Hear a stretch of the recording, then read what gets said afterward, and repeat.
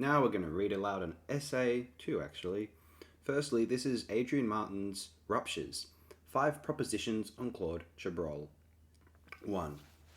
The Nouvelle Vague can be cleanly divided up between the moderns, Godard, Rivette, and the classicists, Roma, Truffaut, with occasional defections from one camp to the other and back. But Chabrol, from first to last, remained true to a particular classical narrative tradition. Let's call it the element of crime. Crime in all its forms obsessed Chabrol. He adapted many key crime writers translated the world over, from Simenon and Ruth Rendell to Ed McBain and Eloise Queen. And of course, with his many collaborators, he invented his own crime stories. As early as 1963, the British critic Raymond Durgnat, in his far-sighted monograph Nouvelle Vague, the First Decade, linked Chabrol's classical strain with the ambition of a Balzac, to find the same themes, the same characters even, in every sector and level and place in the social panorama. Unlike Godard and Truffaut, but like Roma and Rivette, Chabrol, after the attention garnered by his first 2 films, really only came to be appreciated in the late 60s, when his craft clicked, but his skepticism about radical politics, brutally expressed in his terrorist movie Nada, 1974, which so angered Fassbinder, put him at odds with cultural fashion. Chabrol seemed to cheerfully accept that, for the rest of his life, he would always be, as the Beatles sang of Sgt. Pepper, going in and out of style. He could be uneven, but so were his tumultuous times. Like Roma, Chabrol chose his turf and furrowed it deeply for 5 decades. 2. Crime is linked to morality in Chabrol's cinema. Not the morality of Roma's moral tales, where morality refers to the comedy, rarely the tragedy, of manners, the games of love and chance, Marivaux style, a web of social behaviour. For Chabrol, morality is a matter of evil, and evil expresses itself, potentially in every single character, by way of an act of murderous violence. The ground for this evil act is long prepared for by the film, and its tricky consequences are painstakingly tracked. Think of La Femme Infidèle, 1969, but crime always marks a terrible rupture of the social fabric, which completely falls apart for a little while before being nervously but implacably stitched back together again. The sign of Chabrol's deep, cruel, and constant irony, fanned, for years, by the underrated scriptwriter Paul Chegarth. Listeners will have to forgive those who have complaints about AOD's pronunciation of French names and words will not be the first. Social transgression is both desired and feared by Chabrol's characters, his ants in a glass case, as Fassbinder called them, and Chabrol enjoyed the perpetual destruction of his beloved bourgeois milieu with delicious ambivalence, as both endgame anarchist and sad epicure, an ambivalence expressed at its most paroxysmic, intense point in La Cérémonie, 1995. 3. As early as 1959, Chabrol defined his way of working, his dramaturgical structure. Each character's personality would be embodied in a physical, visual way of being that is clearly underlined from their entry into the film. In the course of the story, however, this appearance, for it is always a mask, a pose, will then be slowly stripped away and the true inner self revealed. This peeling away process is mapped onto Chabrol's beloved 2-character crisscross geometric template. 2 starkly different people from different levels of society will enter into a gradual exchange, a transformation, a transference, often with buried erotic, regularly gay, overtones. And so the inner self is never stable, always malleable in an intersubjective dynamic, and thus no one is ever purely good or evil. Morality and crime happen on a perpetually sliding scale in Chabrol's cinema. 4. The Nouvelle Vague is famous for going out into the streets, the bistros, the galleries, and the metros. Not so usually for Chabrol. He was a chamber director, an artist of interiors. Godard admired in Les Cousins, 1959, how his friend was able to explore every corner of the central apartment set to constantly vary and reveal it, with the help of his superb designers Jacques Saulnier, René's right-hand man, and Bernard Evren, Demi's ace in the hole. Chabrol is the great painter of dinner scenes, party scenes, and vulgar grotesque meals too, as in his extreme limit case La Muette episode in Paris Fou Pas, 1965. In fashioning his aesthetic of the interior, Chabrol evolved 3 key techniques: The first is part of the script structure, the powerful reversals, where what we expect to happen is overturned by the exact opposite outcome, the endings of Les Butchers 1970 and Les Cousins. The second relates to staging, to mise-en-scene. Deborah Thomas, in her study of frame-breaking, embarrassment, and irony in Chabrol, outlines all the codes of bodily comportment of gestures allowed or broken in these vast soulless homes. The third is an unostentatious moving camera technique, nothing like the lyrical offals or even in the careful reframings of Lang. Chabrol became, as Goddard well noted, the master of the panning shot, which connects and separates, which leads us to quiet revelations. 5. I was once handed a script by a film distributor looking to invest in future productions. It was Au clair du mensonge, excuse me for that, 1999, by Chabrol and Odile Barsky. I read it and was disappointed, even disenchanted. What a banal mystery thriller story. What tired formulaic stuff. I should have heeded Chabrol's own famous advice from his Cahir's essay Little Themes in 1959. The smaller a theme is, the more one can give it a big treatment. When I eventually saw the finished film, which I advised the distributor to reject, I was chastened. It was indeed in the style, the treatment, that the script, every word of it respected, became taut, suggestive, atmospheric, and profoundly meaningful. In the framings, the camera movements, the gestures and postures, the music, the play of on and off-screen space. Chabrol had said that a theme is a decoy that which from time to time becomes a booby trap. I fell momentarily into that trap, but Chabrol, never. Now I'd like to read aloud this piece from Richard Armstrong on Chabrol. Along with Francois Truffaut and Jean-Luc Godard, Claude Chabrol's name is famously associated with the path-breaking criticism of Cahir's du cinéma and the rise of the French New Wave. But whilst Truffaut and Godard saw themselves as auteur and innovator, to survey Chabrol's long career is to see a craftsman productively immersed in the conventions and compromises of mainstream filmmaking. Born in Paris in 1930, Chabrol was evacuated during the occupation to the Creuse department in the Massif Central. Growing up in the village of Sardin, he and a friend set up a makeshift cinema in a barn. Playing the roles of program director, exhibitor, and projectionist, Chabrol got around the German prohibition against Hollywood by advertising German genre movies as American superproductions. Returning to Paris after the liberation, he began attending the thriving post-war cine clubs and cinematheques, where he met Truffaut, Godard, and Erich Rohmer. An ardent fan of Fritz Lang and Alfred Hitchcock, he was invited to contribute articles to Cahir's. Lang and Hitchcock would have profound influences upon Chabrol's own films. From Lang, he derived a sense of cinematic space, the relationship of image to narrative, the prospect of entrapment. From Hitchcock, he derived a sense of irony, the relationship between guilt and the individual, the prospect of murder.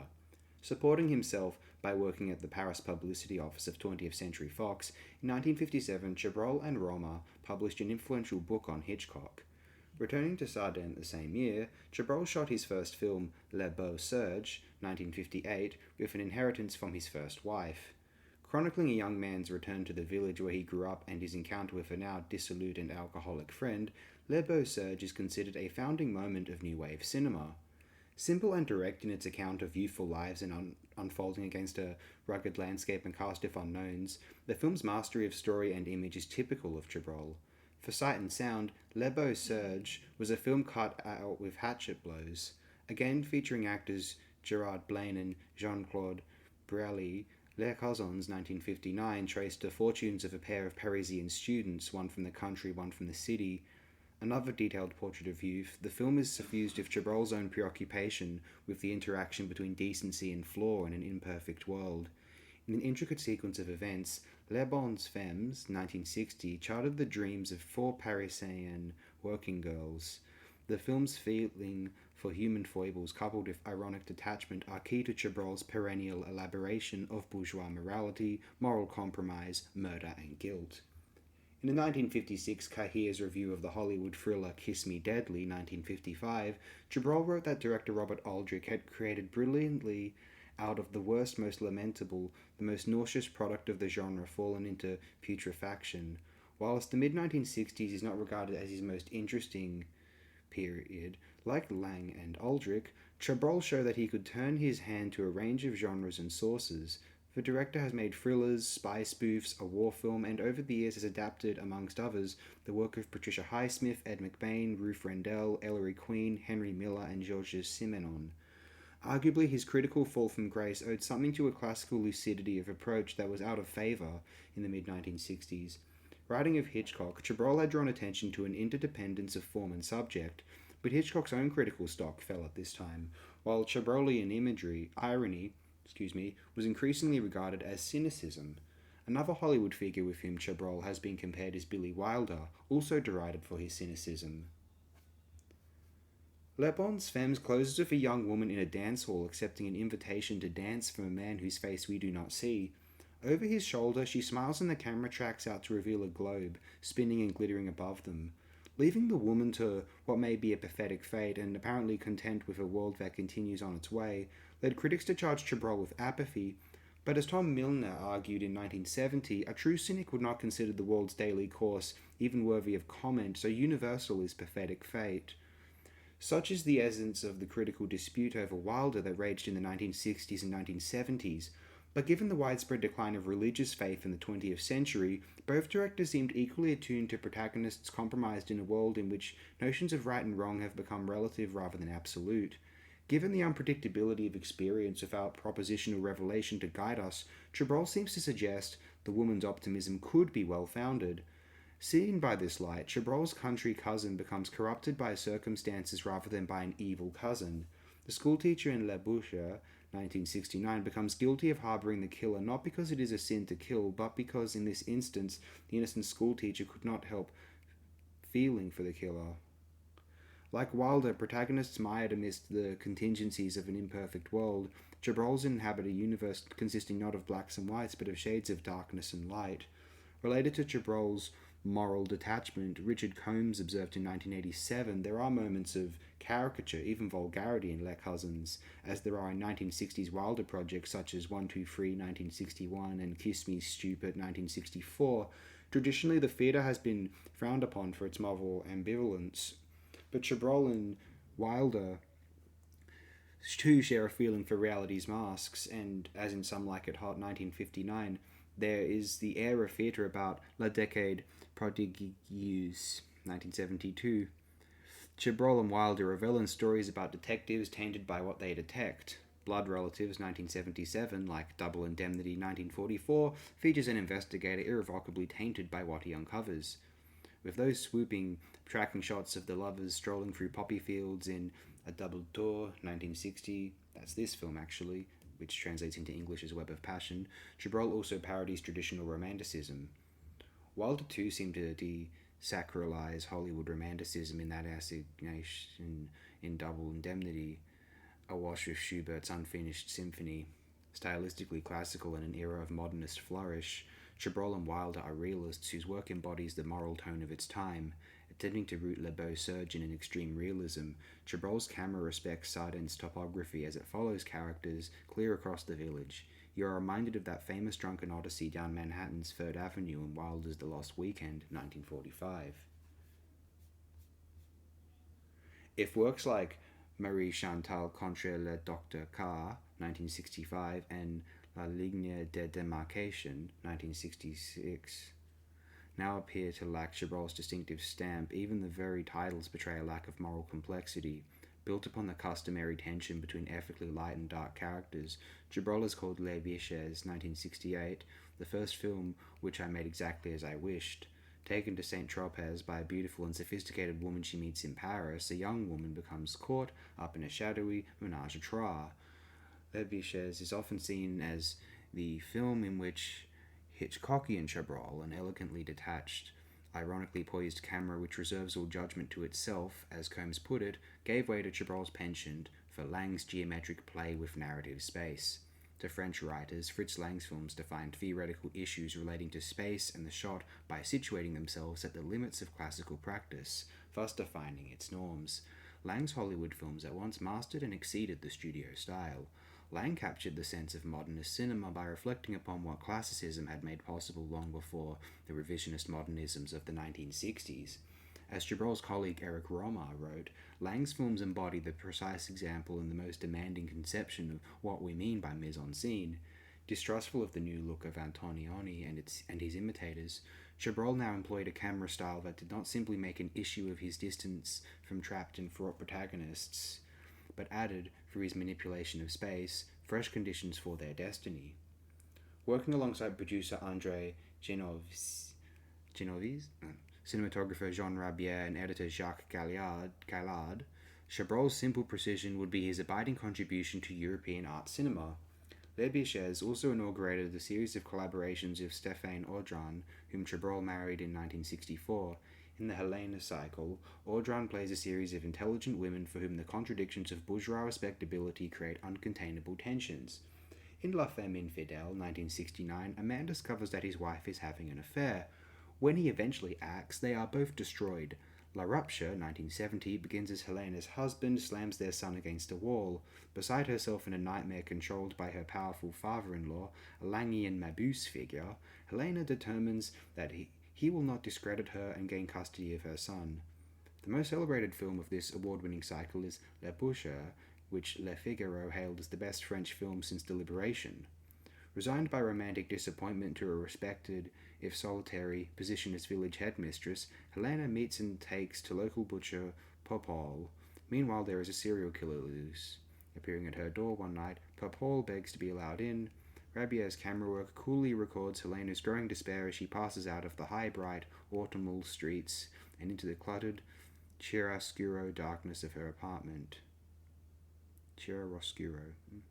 Filmed in the Perigord village of Tremolat and incorporating Audran and Jean-Yan's Popol into an actual community, Chabrol's script reduced dialogue to a mere few hundred words. In a truly chilling moment, children picnic near the Grottes der Cougnac cave dwellings and red spots drip onto a little girl's sandwich. That is a very chilling but very brilliant film, I will say. As a respectable citizen vows to kill the driver who killed his son in a hit-and-run accident, Que la bête meure, 1969, continued, that's on This Man Must Die, I believe, yes, continued Chabrol's exploration of the primeval beast which lurks beneath the veneer of bourgeois civilization. As Phil Hardy wrote in Time Out, so much of its meaning is contained in the camera's perspective of what happens rather than simply what happens. Continuing the chronicle of bourgeois decline in La Décade Prodigieuse, a young man, Anthony Perkins' evoking Psycho, Alfred Hitchcock, 1960, Orson Welles is in that film as well, dysfunctional Norman Bates, has lustful feelings towards his mother while watched by Orson Welles' godlike paterfamilias. Combining the characteristic trap of Lang with the confessional mode of Hitchcock, Les Noces Rouges, 1973, was a tongue-in-cheek political thriller which satirized Gaullist aspirations in a year of national elections. It came close to being banned. Written by and starring Chabrol collaborator Paul Yegarf, Une Partie de Plaisir, 1974, was based upon the breakup of Yegarf's own marriage and stars his wife and daughter. It is one of the most harrowing of Chabrol's films. In 1963 appeared Chabrol's study of the infamous French poisoner Landru.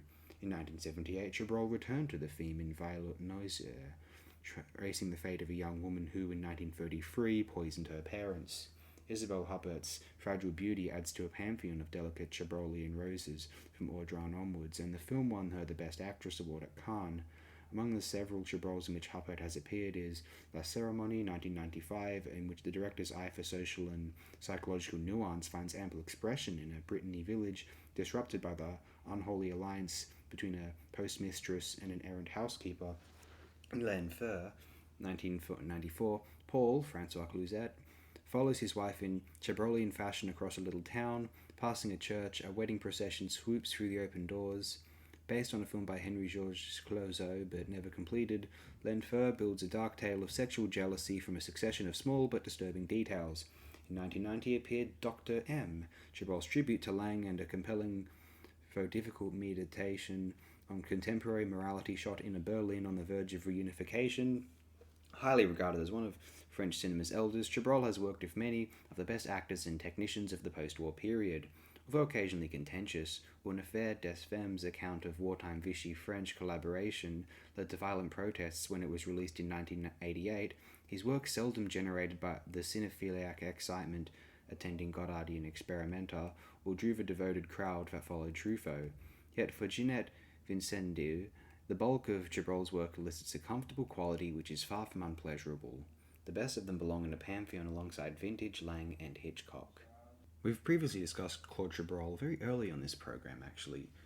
2006's Comedy of Power was I think the fourth episode we ever uploaded. That film starred Isabelle Huppert in one of her more impressive performances, in my opinion. That is actually a rather stellar film, I think.